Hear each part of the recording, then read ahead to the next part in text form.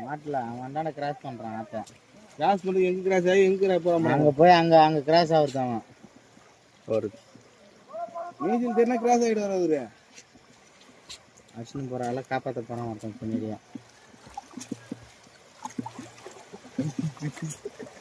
ஆமா ஆமா அங்க ஒரு ஆள் ரெடியா காப்பாற்ற நின்றுட்டு இருக்காரு போறாங்க சரணா என்ன தேவையில்ல தானே இல்ல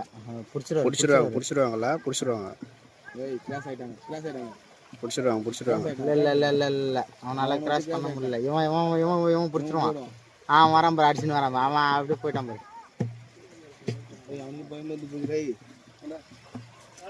நேரா போயிட்டு இருக்கான்டா புரியலடா